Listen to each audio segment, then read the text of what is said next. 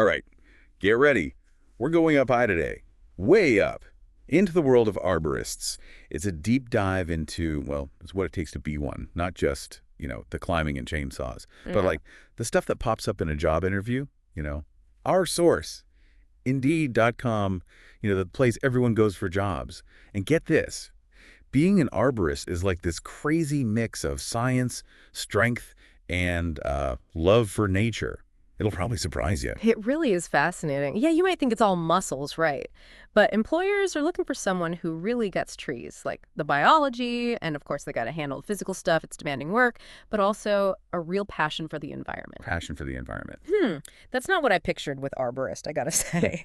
So they're not just like tree surgeons, they're more like tree advocates. I bet our listener is surprised too. Well, yeah, it makes sense, though. They're not just there to chop off branches. These folks are making choices that affect, the whole life of a tree. It's a living thing. They need that connection to the environment to make the right decisions.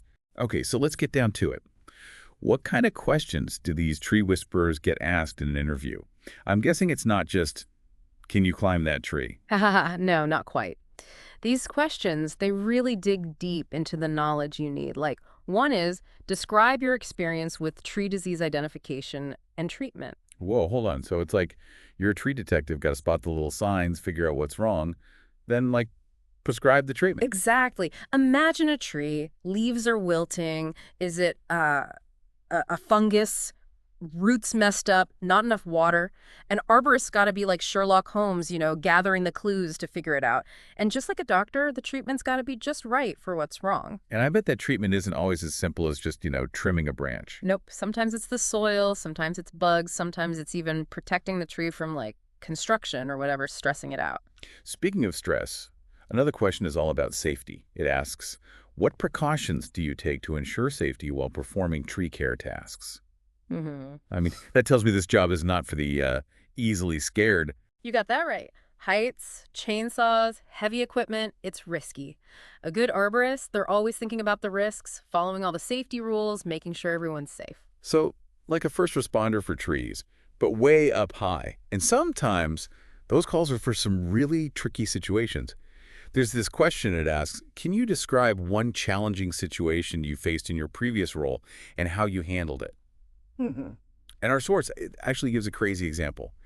A huge tree fell right onto someone's property after a storm. Yeah, that's where you got to think fast and solve problems. You got to see the damage, make the area safe, and then figure out the safest way to get rid of the tree, all while keeping everyone safe, of course. Like a giant tree puddle with Yeah. pretty serious consequences if you mess up. But what's really interesting to me? This next part, it goes beyond the technical stuff and gets into the people side of things.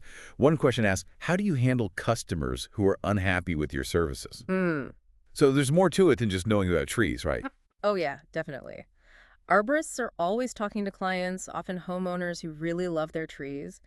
You got to be able to explain things, even complicated stuff, so people who aren't tree experts understand. It's about empathy, speaking clearly, and maybe a little bit of diplomacy when opinions clash with what's best for the tree. For sure. Sometimes you got to tell a homeowner something they don't want to hear, like maybe a tree needs to come down for safety reasons. Being able to do that, with kindness and understanding, that's important. So not just a tree doctor, but a tree counselor too. And speaking of keeping those trees healthy, there's another question that shows a lot about what makes a good arborist. It's how do you stay updated with the latest arboriculture techniques and trends? That's important, yeah. It shows that arboriculture is always changing. New research, technology, even new dangers for trees, they pop up all the time. A good arborist, they're always learning, looking for new information, getting better at what they do. So can't just rely on what you learned in school or on the job, huh? Got to be a tree nerd for life, always reading, going to workshops, geeking out on new tree discoveries. You got it. The best arborists are always asking questions, trying new things, pushing the limits of what's possible in tree care. Okay, so before we climb too high, let's take a quick look at some of the frequently asked questions, the FAQs, about becoming an arborist. First up, qualifications. What do you actually need to get started? Well, a high school diploma is usually the minimum, but lots of employers want a bachelor's degree in things like, arboriculture, horticulture, even forestry. So you can't just love trees. Got to have the education to back it up. And certifications. Anything essential in the arborist world. Oh, yeah, for sure. The ISA certified arborist credential, that's a big one. It's like a gold standard showing you have the knowledge and skills to meet, industry standards. So it's education, experience, and proving you know your stuff. Now let's talk about the, shall we say, up in the air part of the job, the dangers. Working way up high with sharp tools, that's got to be risky, right? Yeah, no doubt. Falling, getting hit by falling branches, equipment malfunctions, those are real dangers in arboriculture. Which is why safety training and really sticking to those rules is so important. A good arborist doesn't just climb a tree, they climb it safely. Exactly. Good employers care about safety. They provide training on everything, climbing techniques, using equipment, assessing risks, emergency procedures, the whole 9 yards. So the risks are real, but you can manage them with knowledge, planning, and always focusing on safety. It shows that arborists don't just love trees, they respect the dangers too. Now, I really want to dig into those challenging situations we talked about earlier. Let's get back to that question of what really makes this job tough. Yeah, one question that gets to the heart of it is, in your opinion, what is the most challenging aspect of being an arborist?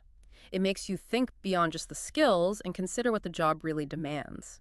Ooh, that's a good one. It's like a personality test for arborists, Hmm. showing what they're made of. And our source material doesn't give a straight answer, but the questions and examples they give really show how unique this job is. Remember that fallen tree we talked about?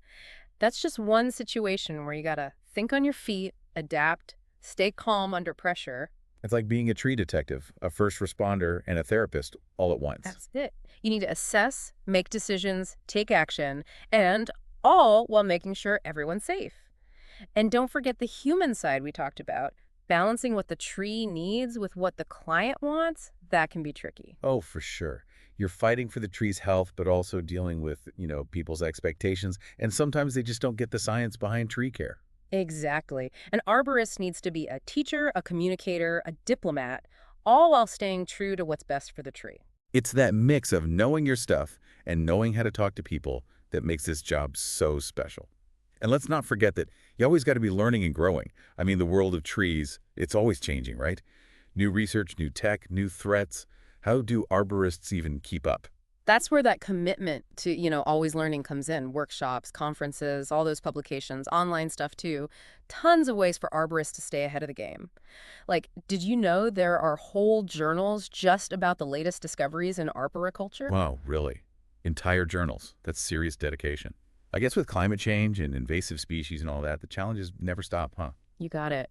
And it's not just about reading stuff, it's about using what you learn, making your techniques better, adapting to all the new problems trees face in cities and, everywhere. Okay, so we've talked about the technical stuff, but let's branch out a bit, pun intended.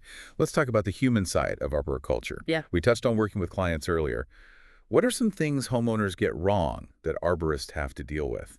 Oh, so many. One is that topping a tree, cutting off the top, is a good way to keep it small. But actually, topping can really hurt a tree.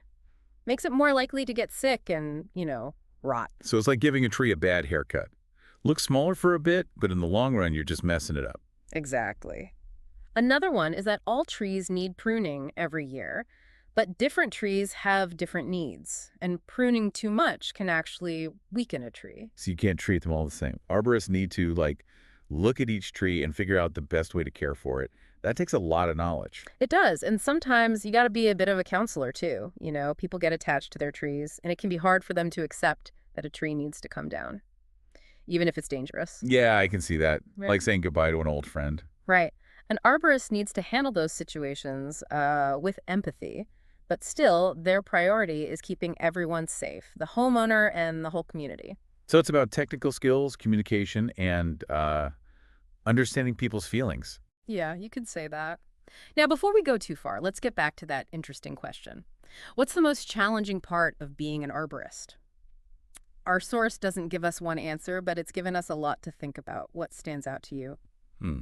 I think it's that constant balance between, the science of trees and the reality of working with people. You got to solve problems, talk to people, be a diplomat, sometimes even a therapist. I agree. It's that mix of using your head and your heart, thinking things through and understanding people that makes this job so hard, but also so rewarding. Well said.